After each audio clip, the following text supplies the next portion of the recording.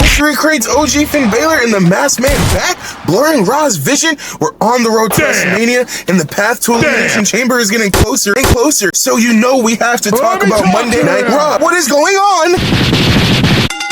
Ladies and gentlemen, my name is Logan Paul. Logan Paul in the Vision kickoff Raw, and this might be Logan Paul's coming out as a Vision leader. This might be Logan Paul staking his claim as the top of the throne in the Vision's rankings, because Monday Night Raw started off with the Usos, Yeet Man and his brother, kicking off Monday Night Raw. We thought they were gonna do something, but all we get is two goofs. I don't even know, bro. You got bandanas, you got eyeglasses. What is going on? The visuals are there, but it's all just silly goofy. It's a fucking movie. It's Monday Night Raw. Vision can't hype themselves up for that long, though, because who's their biggest op? Who's their number one hater on Monday Night Raw? Adam Pearce, the man who is now in a video game. Oh my god, Bouncyyy in the Elimination Chamber. He's gonna be in the Elimination Chamber. I don't care if he's in the Elimination Chamber. Okay, cool. But Bouncyyy has to enter the Elimination Chamber just like everybody else. L.A. Knight comes out, the man who hates the Vision. The man who has been feuding with the Vision for almost a year. Damn. The man who is in the Vision vortex. Out, and he lets it be known the same thing he's let me known the other 52 weeks of the year. He wants the Vision to be taken down. He's coming for Logan Paul's neck. He called Logan Paul a broccoli-headed bitch. Oh my gosh, Monday Night Raw is becoming a lot more vulgar. Am I the only one noticing it? Uso's still in the crowd, haven't said a word. What is the point of all this talking? Let's start a fight. Ding, ding, ding. These impromptu main event matches kicking off the show are some of my favorite type of matches. Yes, it is LA Knight and the Usos. Yes, it is the Vision. Yes, we are in the Vision vortex. These combinations, they have been plug and play for the last several months. But it's stars, and when the stars are shining, you got nothing to do but appreciate this match. This whole segment, it was really just a Logan Paul showcase. Logan Paul was a focal point in this match of this story. This match was nothing crazy, back and forth. Each team had its ups and their downs. Like I said, it was a Logan Paul showcase. Him and the Vision, they were on top for most of the match. The Vision, the bad guys, they ended up getting the win. They laid down the Usos and LA Knight. 1, 2, 3. Ding, ding, ding, ding. And oh my gosh, Logan Paul and the Vision, they're not done. Why let this attack dwindle here? Logan Paul, he gets on the mic. He's been everywhere. He's been all over Raw so far. It's a Logan Paul showcase. Oh my gosh, the Masked Man. Is it Seth Rollins? Who is it? I don't know. But they're doing Seth Rollins moves. He gets hit with a stomp one more time. Who was it that I thought was under the mask? Logan Paul. Oh my gosh, Logan Paul just stomped himself. Impossible. Impossible. So, who is under the mask? Oh my gosh. Who is it? Who's trying to put glasses on my man Paul? Because someone clearly has a problem with the Vision. Your delivery driver package here. I just need you to sign this 10-foot box that says don't open for another 2 weeks. WWE, what are we doing? Mystery crate, supply drops. Who's in the crate? Who is it? Elimination Chamber, Chicago. I hope it's Chris Jericho. A lot of people don't want it to be Chris Jericho, but me, personally, I'm a fan of Chris Jericho. Yeah, he's giving you suck. You need to retire chance. But one last run in the E, one last run in where you had your biggest moments. Why not? What do you guys think? Who do you think is in that crate? Is it even gonna be someone, or is it gonna be another 2K update or some stupid shit like that?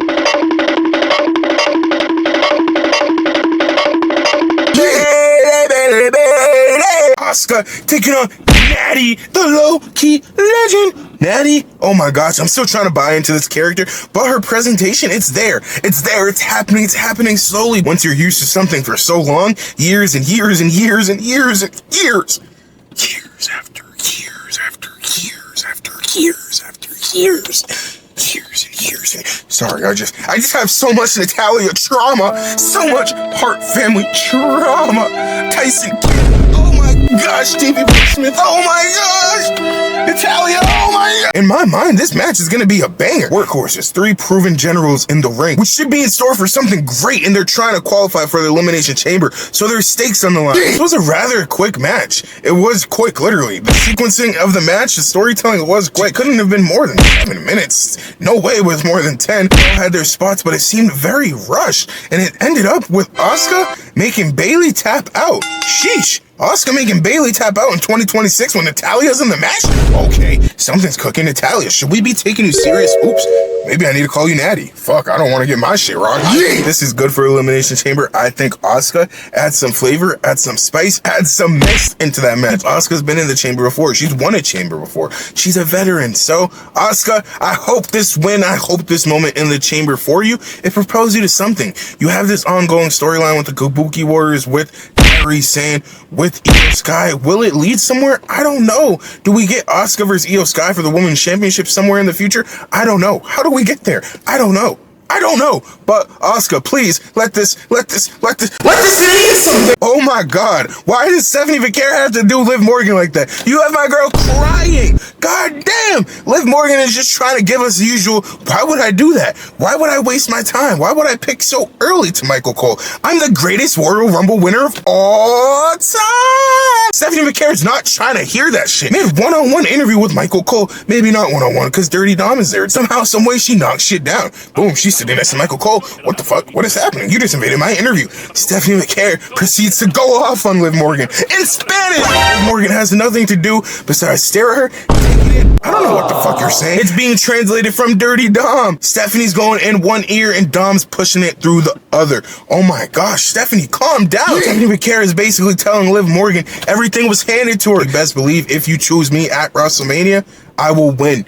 Because I will show you what it means to be a champion, what it means to fight for this shit. Liv Morgan seemed like she just got pressed on the schoolyard and she left the room crying. You just let Stephanie McCare bitch you? Quite literally, bitch you. You left the room crying. Yeah. What is this character development? What is this arc? Where are we going?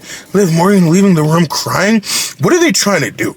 My question is, what story are we telling? Because Liv Morgan and Stephanie McCare, they were pulling me in. And this promo, it's not like it pushed me away, but I'm just confused. I'm just confused because I feel like there are a lot more directions you can go for this story, but having Liv Morgan just run away crying, it's quite interesting, especially when you have the Judgment Day opportunities and Stephanie. Not making sense. Still used to mean something, man. Man, why don't they want me, man? Why don't they love me, man? CM Punk, Baylor, middle of the ring, painting a picture while you already have the WrestleMania main event decided. You're still able to allow this story to have its moment, allow it to have its shine, allow people to sink in, allow people to buy into the story. Shout out to CM Punk and Finn Balor. OG Finn Balor is back. OG theme, OG emotes. Oh my gosh, we're so back. Finn Balor fan club. How do you feel? How do you feel? Do you think he's going to be added to the WrestleMania main event now? No, I don't think so. I don't think so, but I think we are painting and we are developing a great path and trajectory for Finn Balor's eventual face turn. Maybe I'm the best in the world. Maybe I travel all around the world getting wins. Maybe I debut in WWE and I beat Roman Reigns in my first match. Finn Balor is letting it be known that he's not afraid of CM Punk and he has real claim to this World Heavyweight Championship. And CM Punk agrees. He agrees with that. He says, Finn Balor, I want to beat your ass because you know what? You've earned it. You deserve this ass beating I'm about to hand you. But Finn Balor, he has Dirty Dom and JD. JD and Dom did come out with Finn Balor. They don't do anything though. Because these words that CM Punk is saying, these words like, Finn, you actually used to mean something. Everything you did it by yourself. You did it for a reason. You did it with passion. You did it with a purpose. Now, you're just a shell of yourself. CM Punk's whole rebuttal to Finn Balor was at your wash. You need the Judgment Day to do everything. Your whole career revolves around the Judgment Day. And I think those words were starting to sink into Finn Balor because his Judgment Day buddies, his Judgment Day brothers, they were fiending. They were seething at the mouth. Shut him up. But Finn Balor, he didn't let them do anything. Is CM Punk getting to Finn Balor? Oh my gosh, the seeds, the cracks are forming. They're forming Judgment Day. What is happening? I think WrestleMania 42 will be the implosion of the Judgment Day. There's no way the Judgment Day goes on any longer past WrestleMania 42 with the way the stories are coming out of it right now. What do you guys think? Are you buying in? Are you excited for the CM Punk Finn Balor showdown in Chicago? CM Punk's hometown. Man, oh man. The general consensus surrounding the match is Finn Balor is not going to win. This happens to Finn Balor every time. He's that talent you just throw in these transition feuds, these matches that, yeah, you know he's not going to win, but it's Finn Balor. Fuck it. It'll be a good story. Miedo! The versus Ole!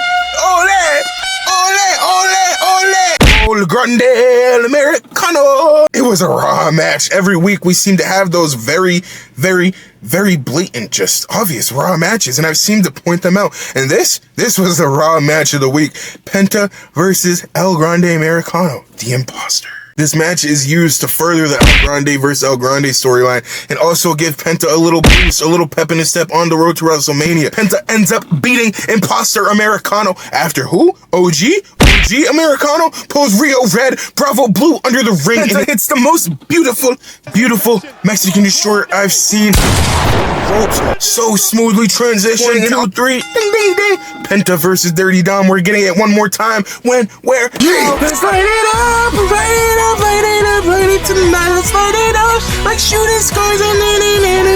AJ Lee's back on Raw. She has a match against Becky Lynch in Chicago for the Women's Intercontinental Championship. So you know she has to come out, and she comes out and she talks her shit. What the women's division is today, how they are now, she gifted it to them. She made the Divas Championship. She made that pink butterfly belt. It is what it is. What the women's division is now, it's because of me. And I know exactly who I am. AJ Lee. So you're welcome. Becky, she's not ducking that smoke because Becky Lynch comes out and we get another face-to-face between AJ Lee. It's not even like Becky Lynch is killing AJ with what she says on the mic.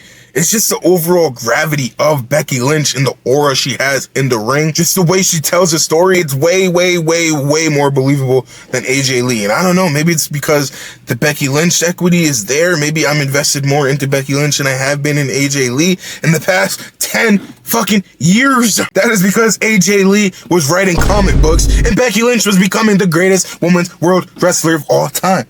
And it's not just her saying it.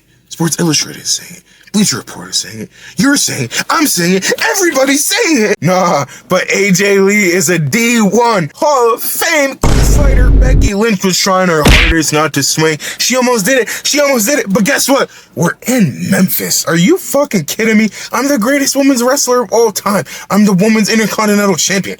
I don't fight in Memphis. I fight when the lights are bright. I fight when my belt is on the line. AJ Lee. So that's when you'll see me. I think these women did a much better job of telling their story as a whole this week. Together, as a partnership, as a duo, as the two people who are going to be face-to-face at Elimination Chamber and potentially WrestleMania. AJ Lee, you brought me back a little bit, but Becky Lynch, you still won me over this week, Becky. You still won me over. This might be the most new-gen main event of Raw of WWE we've had in forever. This is probably the youngest main event of Raw we've had in years. You have Javon Evans, Bouncyyy, taking on Dirty Dom. Dirty Dom. Taking on Gunther.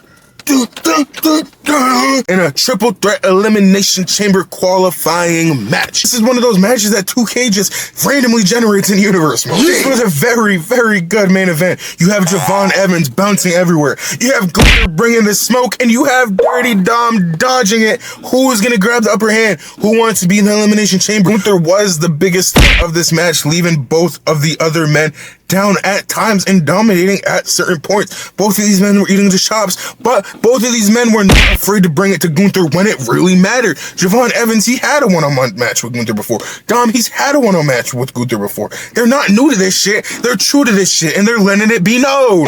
Some way, Dirty Dom tries to use the ring bell hammer, but Gunther catches him. He says, you think it's gonna work on me, buddy? You think it's gonna work on me, buddy? The career ender. But before he could really do anything, boom, Dragon Lee comes and clocks his shit one more time. That ring bell and Dragon Lee, man, whether he's getting hit with it or being the one using it as a weapon. He comes and he knocks Gunther out. The last two men standing are Dirty Dom and Javon Evans, and Dirty Dom tries to take advantage. He gets back in the ring. Javon Evans is down. He hits him with a 619, goes for the frog splash. Javon Evans dodges. Boom. Super bouncy boy. Javon OG cutter. 1, 2, 3. Javon Evans is in the elimination chamber. I'm excited. What do you think? Is he going to fall from the top of the chamber? Is he going to jump from the top of the chamber? The possibilities are endless. The sky is the limit. But Javon Evans, all he has to do is jump and he'll be there. There's no Dom in the chamber. There's no Gunther in the chamber. Do we get Gunther versus Dragon Lee? Do we get Dom versus I don't know. What is Dom doing? He's with Liv Morgan. He's with Finn Balor. He's losing matches. Dom, you're a double champ. Do something. Javon Evans, the young OG, standing tall, smiling. His face is the last thing seen on Monday Night Raw. Is this the future? Is this a sign of the future? Is this what we're going to have to get used to seeing? Javon Evans, the young OG, standing tall to close Monday Night Raw. Hey, it's a sight I can get used to. What about you? But overall, Monday Night Raw, it wasn't bad. I enjoyed it. We're 2 weeks away from the Chamber. In this Raw, it was more than last week. Last week, we were 3 weeks away from the Chamber. We were a little more farther out, but this week, it furthered those storylines to more point. We're adding more layers to the CM Punk and Finn Balor. We're adding more layers to the Liv Morgan and the Stephanie Vaquer. We're getting deeper. We're getting somewhere. Maybe, I don't know. We keep getting masked men. What is going on in the Vision? I thought he was going to unveil himself. He stood there, he aura farmed for a little bit, but no. Who do you think are going to be the remaining spots in the Elimination Chamber? There's so many more questions as we take on this road to WrestleMania. You even had an Oba Femi appearance. Adam Pearce was trying to persuade him, trying to get him to make Raw his flagship show. He said he's got to decide, maybe by next week, but he turns around. Guess who's in his way? Guess who's in his face? Rusev just staring down Oba Femi. He looks disgusted. This big black motherfucker. You come and you take my spot? Rusev, push ya. Rusev, mashka. Rusev, Rusev Day, Rusev Day, Rusev Day. All you need is 8 in English. What is going to happen with that? You had Rio, you had the Kabuki Warriors. What are we doing with that? Because Io Sky's probably going to be in the Chamber. Rhea Ripley's in the Chamber. So the Women's Tag Team Championships, do they even matter? Do they even matter? What do you think? Are you happy? How do you feel about this road to WrestleMania, this path to Elimination Chamber? Who do you think is going to be the remaining entrance into the Elimination Chamber? The way it's shaping out right now, who do you think is going to win? What do you think the title matches at WrestleMania are going to be? Let me know down below. We're on the path to WrestleMania. The road is there. I'll be here. Will you? OGDG.